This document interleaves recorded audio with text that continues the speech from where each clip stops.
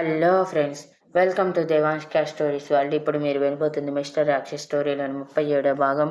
ఒకరోజు మొత్తం ఎంతో కష్టంగా గడిపేసిన శ్రీ రుద్రాక్ష వాళ్ళు అన్నట్టుగానే సాయంత్రం మాయ అన్నయ్య ఎక్కడికి రావాలో చెప్పి, రేపు ఉదయం నేనే జెట్ కూడా అరేంజ్ చేస్తున్నాను, ఆ జెట్లో వచ్చేయండి. అండ్ వన్ మోర్ థింగ్, నా చెల్లెలు జాగ్రత్త, తన మీద చిన్న దెబ్బ కనిపించిన నీ అక్క ప్రాణం గాల్లో కలిసిపోతుంది నువ్వు వచ్చేలోపు అని సీరియస్గా చెప్పి కాల్ కట్ చేస్తాడు. అప్పటికే శ్రీధకి మరో డోస్ ఇచ్చేశాడు డాక్టర్. శ్రీధ చనిపోయే దిశగా ఆర్గాన్స్ అన్ని పాడైపోయేలా. ఆ అడ్రస్ వినటమే రుద్రాక్ష కళ్ళు పెద్దవయ్యి, వీడు చెప్పిన ప్లేస్కి వీడు చెప్పిన ప్లేస్ ఒక దీవి, అది కూడా ప్రైవేట్ది కదా, వీళ్ళకి ఇంత ప్రాపర్టీ ఉందా అని షాక్గా మాయ వైపు చూశాడు. శ్రీకి కూడా అదే షాక్ తగిలిన వెంటనే తేరుకొని, వారు చెప్పిన టైంకి వెళ్ళటం కాదు రుద్ర, ముందే వెళ్ళిపోదాం, వాడికి తెలియకుండా వెళ్ళాలి అంటే, లేదు శ్రీ, ఇంత పక్కాగా ప్లాన్ చేసిన వాడు మన మీద నిఘా పెట్టకుండా ఉండడు. పైగా మన చేతుల్లో వాడి చెల్లెలు ఉంది కాబట్టి ఖచ్చితంగా మన చుట్టూ వాడి మనుషులు ఉండి ఉంటారు. సో మనం ఓపిక పట్టాలి, తప్పదు. ఈ ఒక్క పూట ఆగితే మనం అక్క దగ్గరికి వెళ్ళిపోవచ్చు శ్రీ, తర్వాత అక్కని సేవ్ చేసుకోవచ్చు అని చెప్పి మరుక్షణం దక్ష గుర్తుకు రావటంతో,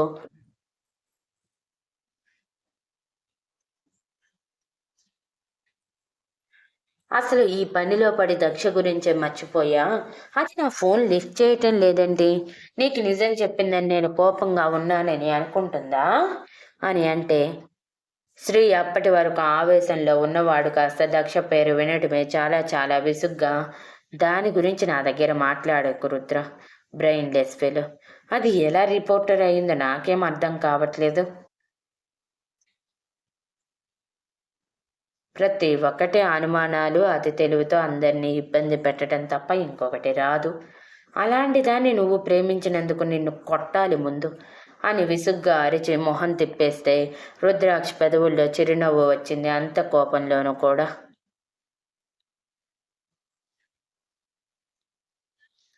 ఏమైంది శ్రీ అని అడిగితే, దక్ష అన్న మాటలన్నీ చెప్పి, నేను నేను నా శ్రీధని చంపుకున్నానంట, నేను శ్రీధని అలా నలుగురిలో తక్కువయ్యేలా చేశానంట. ఎలా కనిపిస్తున్నారా దాని కంటికి? ప్రేమించి మోసం చేసేవాళ్ళ కనిపిస్తున్నానా? 7 సంవత్సరాల ప్రేమరా నాది. ఈ 7 సంవత్సరాలలో ఒక్క క్షణం సరిపోదా శ్రీని నా సొంతం చేసుకుని తనని మోసం చేయటానికి? ఎలా అలా అనగలిగిందిరా? నా ప్రేమంటే లెక్క లేకుండా పోయింది దానికి. అది కూడా నిన్ను ప్రేమించింది కదా, ఇదేనా దాని ప్రేమ? నిన్ను కూడా ఇంతే అనుమానిస్తుందా అని ఆవేశంగా అడిగాడు. నీ ఆవేశం నాకు అర్థమైంది శ్రీ, కానీ అది పిచ్చిది, తెలిసి తెలియకుండా ఇలానే వాగుతూ ఉంటుంది, వదిలే అని అన్నా కూడా శ్రీ వదిలేయలేనట్టు, ఎలా వదిలేయమంటావురా? ఎంత పిచ్చిదైతే మాత్రం నా ప్రేమని చాలా తక్కువ చేసి మాట్లాడింది. శ్రీధని తీసుకుని ఇంటికి వెళ్ళాక నువ్వు మాత్రం నేను దానికి ఇచ్చే పనిష్మెంట్ విషయంలో అడ్డు రాకు రుద్ర. అసలే ఇప్పటికీ దాని మీద పీకల వరకు కోపం ఉంది. ఈ వెధవ నా కొడుకు శ్రీధ గురించి ఏదో చెప్తే అది గుడ్డిగా నమ్మటం ఏంటి? నా శ్రీధని నలుగురిలో తక్కువ చేయటం ఏంటి? బ్రెయిన్లెస్ ఫెలో, అలాంటిది నీ జీవితంలోకి వచ్చింది, ఛ అని చాలా చిరాకు పడ్డాడు. మొదటిసారి దక్షని శ్రీ అలా దక్ష గురించి చిరాకు పడటం ఏమాత్రం నచ్చలేదు రుద్రాక్షకి. కానీ దక్ష అలా శ్రీ ప్రేమని తక్కువ చేయటం కూడా నచ్చలేదు. ముఖ్యంగా శ్రీధ ఈ పరిస్థితుల్లో ఉండటానికి ఒక రకంగా కారణం తనే అవ్వటంతో ఏం మాట్లాడలేక మౌనంగా ఉండిపోయాడు. ఆ మాటలన్నీ అప్పటికే కింద చలనం లేకుండా ఉన్న మాయ మొత్తం విని మనసులో, దక్ష, ఈ దక్ష సంగతి తెలిచేయాలి, నాకు తెలిసి అన్నయ్య ఆల్రెడీ దాన్ని తీసుకువచ్చేసి ఉంటాడు, వీళ్ళ కళ్ళెదురుగానే దానిని చంపాలి, దానికంటే ముందు నాకు యాంటీడోట్ ఇవ్వాలి, అప్పుడే నేను ఏదైనా చేయగలను, నా చేతులతో ఆ దక్షని చంపాలి, నా రుద్రని, నా రుద్ర బేబీని దాని సొంతం చేసుకుంది. వాడి బేబీకి తల్లి కాబోయింది. అస్సలు సహించలేని దీనిని అని ఆవేశంగా అనుకుంది. అనుకున్నట్టుగానే తర్వాత రోజు మాయ కొన్ని గంటలు మాత్రమే సెట్ అయ్యేలా డాక్టర్ని ట్రీట్మెంట్ ఇవ్వమని చెప్పాడు రుద్రాక్ష్.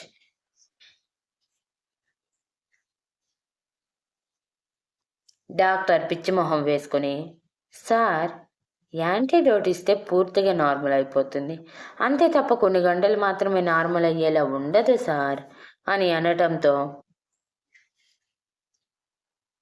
రుద్రాక్షలో విసుగుతో పాటు భయం కూడా చేరి, సరే అయితే ఆ ఇంజెక్షన్ ఇవ్వు, అండ్ ప్యారలైజ్ అయ్యేలా మరో ఇంజెక్షన్ కూడా నాకు ఇవ్వు, యూజ్ అవుతుంది నాకు అని అంటే డాక్టర్ సరే అని తల ఊపి మాయకి యాంటీడోట్ ఇచ్చిన 2 గంటల తర్వాత తను కొంచెం కొంచెం కదులుతూ ఉంటే మాయలో సంతోషం ఆకాశాన్ని అంటింది. అప్పటికే హెలికాప్టర్లో బయలుదేరిన ముగ్గురు కూడా మాయ అన్నయ్య చెప్పిన ప్లేస్కి చేరటానికి పావుగంట దూరంలో ఉన్నారు.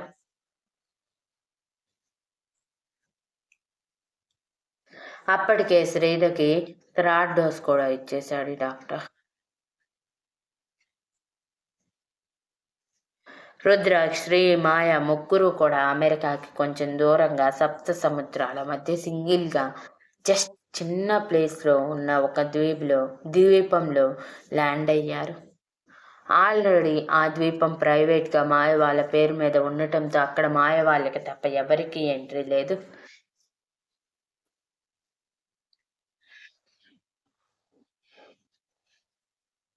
సో వాళ్ళు హెలికాప్టర్ దిగగానే ముందుగా వాళ్ళని చెక్ చేశాక పదండి అంటూ గన్ గురిపెట్టి మరీ ముందుకు తీసుకువెళ్లారు. కరెక్ట్గా ఆ ద్వీపం మధ్యలో ఉన్న ఇంటి దగ్గరికి వచ్చేసరికి ఎదురుగా రాయల్ చైర్లో కూర్చుని మాయ అన్నయ్య ఉంటే అతని వెనక ఒక 50 మంది వరకు దిట్టమైన బాడీతో ఉన్న మనుషులు ఉన్నారు.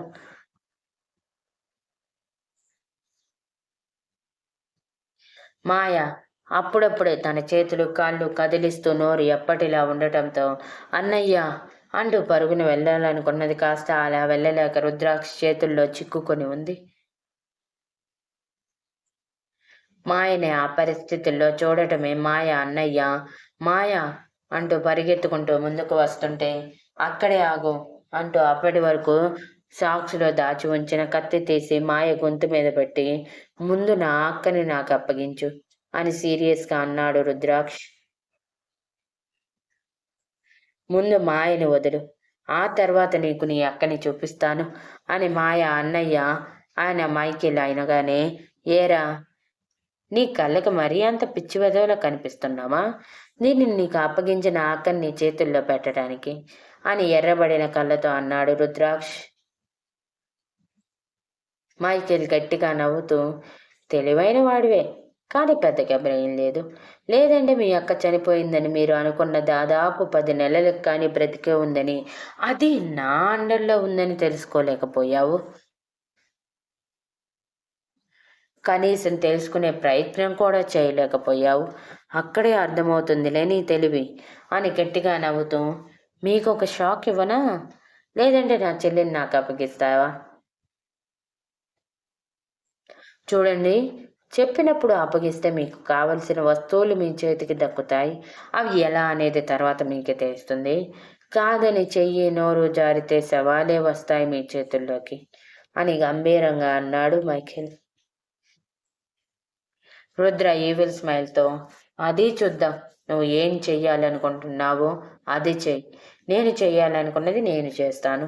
అసలే నీకు నీ చెల్లి అంటే ప్రాణం కదా, దానికోసమే కదా ఇంత చేశావు.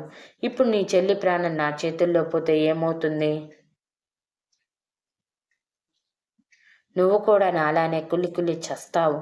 ముఖ్యంగా నా అక్కని చంపుతానని బెదిరిస్తావు. అంతకుమించి నీకు వేరే తెలియదు కదా. నేను నా అక్క చనిపోయిందని మెంటల్గా ఎప్పుడో ఫిక్స్ అయ్యాను కాబట్టి పెద్దగా బాధ ఉండదు. కానీ నీకు అని సైడ్ స్మైల్తో అంటే నిజంగా భయంగా అనిపించింది మైకేల్కి. ఆ భయంతోనే, వద్దు, నా చెల్లిని ఏమీ చేయొద్దు, నా చెల్లిని వదలండి ముందు అని అడిగితే, ముందు నా అక్కని చూపించు అని అన్నాడు రుద్రాక్ష ఏమాత్రం తగ్గకుండా.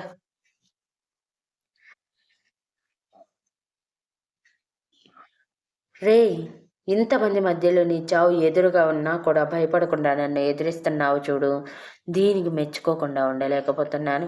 కానీ నువ్వు కోరుకుంది జరగదురా. కానీ నీ అక్కని మాత్రం నీకు చూపిస్తాను. ఇప్పుడు కాదు, దానికి ఇంకా టైం ఉంది అని క్రూరంగా నవ్వుతూ చెప్పి, కానీ నీకు ఇష్టమైన ఇంకో వ్యక్తిని నీకోసమే తీసుకువచ్చాను తెలుసా అంటూ బాయ్స్ అనగానే అప్పటి వరకు వాళ్ళ వెనకే చేతులు గట్టిగా కట్టేసి నోరు మూసి పట్టుకొని ఉన్న దక్షని ముందుకు తీసుకువచ్చి, గుర్తుపట్టావా దేనిని అని అన్నాడు. అప్పటికి దక్ష చెంపలు బాగా వాచిపోయి కొట్టినట్టు పెదవులు చెక్కి రక్తం కారుతూ ఉండటం కనిపించింది రుద్రాక్షకి. అది చూసి రక్తం సలసలా మరిగిపోతే అప్పటి వరకు మైకేల్ని చూసి షాక్లో ఉన్న శ్రీ తేరుకొని అమాంతం కోపం పెరిగిపోయి, రేయ్, సొంతంగా ఒక్కటి చేయటం రాదు, అన్నీ అడ్డదారులే. అందరినీ బెదిరించడం నీకు కావలసింది దక్కించుకోవటం తప్ప నీ స్వశక్తితో సాధించింది ఏమైనా ఉందారా? నీ బతుకుంత ఇంత చేసి నువ్వు ఇంకా బ్రతుకున్నావని కలలు కనుకో. నీ ప్రాణం, నీ చెల్లి ప్రాణం ఈరోజు మా చేతుల్లో ఖచ్చితంగా పోతుంది. కానీ నీ తెలివికి మెచ్చుకోకుండా ఉండలేకపోతున్నాను. నా చెల్లిని చాలా తెలివిగా తీసుకువచ్చావు అని శ్రీ ఒక్క క్షణం పెదవుల మీద అదో రకమైన నవ్వుతో చెప్పి వెంటనే మొహం సీరియస్గా పెట్టి, రుద్ర, ముందు దానిని చంపే. నా శ్రీని చావు అంచెల వరకు తీసుకువెళ్ళింది ఇది. ఇప్పుడు మీ అక్క మన దగ్గరే ఉంది కాబట్టి భయం అవసరం లేదు అని అనగానే మైకేల్ గట్టిగా నవ్వేశాడు. ఆ నవ్వు ఎందుకో తెలిసిన రుద్రాక్ష వాళ్ళు పట్టించుకున్నట్టే మాయ గొంతు మీద చిన్న ఘాటు పెట్టారు. మైకేల్ నవ్వుకి ఇరిటేషన్ వచ్చి,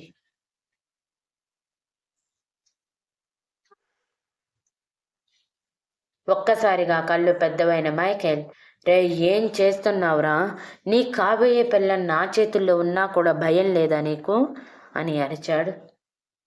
ఆ మాటకి రుద్రాక్ష సైడ్ స్మైల్తో దక్ష వైపు చూశాడు. దక్ష అప్పటి వరకు రుద్రాక్ష వైపే చూస్తూ ఉన్నది కాస్త కళ్ళతోనే రుద్రాక్ష ఏదో సైకిల్ చేయటంతో అది రుద్రాక్ష ఈజీగా కనిపెట్టి మరో సైకి ఇవ్వటమే, నన్ను కాపాడు రాక్షస్, వీళ్ళ దగ్గర నుంచి వదిలిని కాపాడు, వీళ్ళు పెద్ద రాక్షసులు, దానిని వదిలేయకు. నీ కసి కోపం మొత్తం దాని మీదే చూపించి నేను చచ్చినా సరే వీళ్ళల్లో ఎవరూ బ్రతకటానికి వీల్లేదు అని అరిచింది. దక్ష మాటలకి కోపం వచ్చిన మైకిల్ మరో దెబ్బ కొట్టాడు. దెబ్బకి దక్ష కింద పడితే అప్పటికే తీసుకున్న స్ట్రెస్ అంటే ఎక్కువ ప్రయాణం ఇప్పుడు దెబ్బల వల్ల కింద పడటమే, స్టమక్ మీద గట్టిగా దెబ్బ తగలటంతో బ్లీడింగ్ అవుతుంది. కానీ అది పట్టించుకున్నట్టే కోపంగా తల మాత్రమే వెనక్కి తిప్పి, రాక్షస్, నేను చచ్చిపోయినా పర్వాలేదు, వీళ్ళని మాత్రం వదలకు, వదిలిని మాత్రం నీతో తీసుకువెళ్ళిపో, తన జాగ్రత్త, ఇప్పటికి తను అనుభవించింది చాలు అని అనటమే తన వైపు గన్నేం చేశాడు మైకేల్ కోపంగా నోర్ముయ్యంటూ. అప్పటికే దక్ష మీద చేయి వేయటం వలన రుద్రాక్ష కోపం పెరిగిపోయి మైకేల్ని చూస్తూ ఉండగానే మాయ మనకట్టి దగ్గర చాలా లోతుగా కట్ చేశాడు. దెబ్బకి మైకేల్ మాయ అని గట్టిగా అరిస్తే మాయ అన్నయ్య అన్నయ్య అని అరిచింది. ఆ అరుపులు ఇటు శ్రీ చెవుల్లో అటు రుద్రాక్ష చెవుల్లో నిజంగా అమృతం పోసినట్టు అనిపించి శాడిస్టిక్ స్మైల్తో చూస్తూ ఉన్నారు.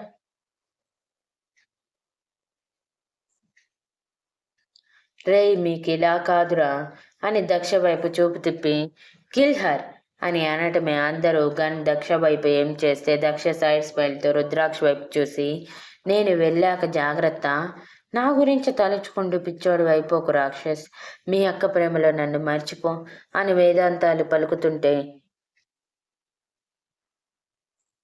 రుద్రాక్ష చిరాగ్గా, ఏ డెవిల్, ఎందుకలా వాగుతావు, కరెక్ట్గా వాగు అంటున్నప్పుడే దక్ష ఫ్రాక్షన్ ఆఫ్ సెకండ్స్లో పైకి లేచి నిలబడి ఎప్పటి నుంచో దాచిపెట్టిన చిన్న ఇంజెక్షన్ చేసి తన మోచేతిని మైకేల్ మెడ దగ్గర వేసి కరెక్ట్గా మెడ దగ్గర నరం మీద గుచ్చిపెట్టి, ఒక్కరైనా షూట్ చేశారో ఈ రోజుతో మీ బాస్ చచ్చాడే,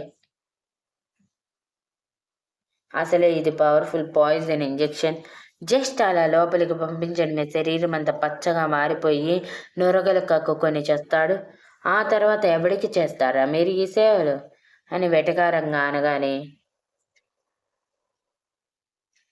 అప్పటి వరకు నవ్వుతూ ఉన్న మైకేల్ కాస్త కళ్ళల్లో భయం చేరి ఏం చేస్తున్నావు అని కదలబోతుంటే కదిలితే పొడి చేస్తాను. ఐ స్వేర్ ఈ రోజు నీ చావు నా చేతుల్లోనే ఉందనుకుంటా. అందుకే ఇంత ఇదిగా కదులుతున్నావు అంటూ చిన్నగా నొక్కగానే ఇంజెక్షన్ కొంచెం లోపలికి చచ్చుబడిపోయింది. అది చూసిన మైకేల్ భయంతో ప్లీజ్ ప్లీజ్ కావాలంటే నేను నిన్ను వదిలేస్తాను, నన్ను వదిలే అని భయంతో బ్రతిమలాడుతూ ఉంటే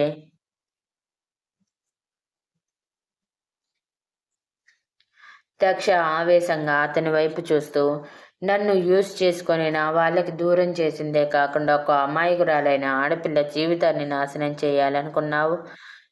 నిన్ను ఊరికే వదిలేస్తానా? చావు భయం రుచి చూపించను అని ఇంజెక్షన్ డోస్ కొంచెం లోపలికి పంపించింది. ఇప్పుడు జస్ట్ లైట్ డోస్ మాత్రమే లోపలికి పంపించాను. దీనివల్ల మినిమం ఒక 4-5 అవర్స్ బ్రతికే అవకాశం ఉంది. కాదు నా ఇష్టానికి చేస్తానన్నావు అనుకో, ఇక నీ బ్రతుకు మీద ఆశలు వదిలేసుకో అని సీరియస్గా అరవటంతో రుద్రాక్షతో పాటు శ్రీ కూడా ఈవిల్ స్మైలీతో చూస్తూ ఉన్నారు ఆ సన్నివేశాన్ని. మాయ మాత్రం కళ్ళు పెద్దవి చేసి చూస్తూ ఉండిపోయింది. ఇంతవరకు దక్ష గురించి వినడం, ఎప్పుడో ఒకసారి చూడడమే తప్ప ఇంత ధైర్యం దక్షలో ఎప్పుడూ చూడలేదు తను. ప్రతిదానికి భయపడే తను ఈరోజు ఇలా ఎదురు తిరగటం అస్సలు నమ్మలేకపోతుంది. పైగా భయం నొప్పి ఎక్కువైపోతూ ఉంటే అరుస్తూ ఉంది.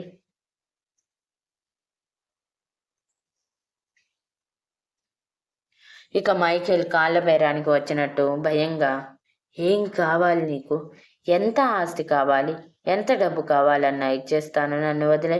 దీనికి యాంటీడోట్ కూడా నీ దగ్గరే ఉండి ఉంటుంది కదా, ప్లీజ్ అది ఇచ్చే అని బ్రతిమలాడాడు. ఇప్పటి వరకు తన పాకెట్లో దాచి మాయ కోసం తీసుకువచ్చిన ఇంజెక్షన్ తీసిన రుద్రాక్ష్ ముందు ఇటు చూడరా, నీ ప్రాణం కోసం తర్వాత వెలువెలలాడుతూ మా కాళ్ళు పట్టుకుందో కానీ అంటూ మాయ జుట్టు పట్టుకుని తల వెనక్కి వంచి కరెక్ట్గా మెడ నడం అరుస్తున్నప్పుడు పొంగిన దగ్గర అమాంతంగా గట్టిగా గుచ్చేసి ఫ్రాక్షన్ ఆఫ్ సెకండ్స్లో దానిలోని సొల్యూషన్ మాయ బాడీలోకి పంపించేశాడు. Next update promo.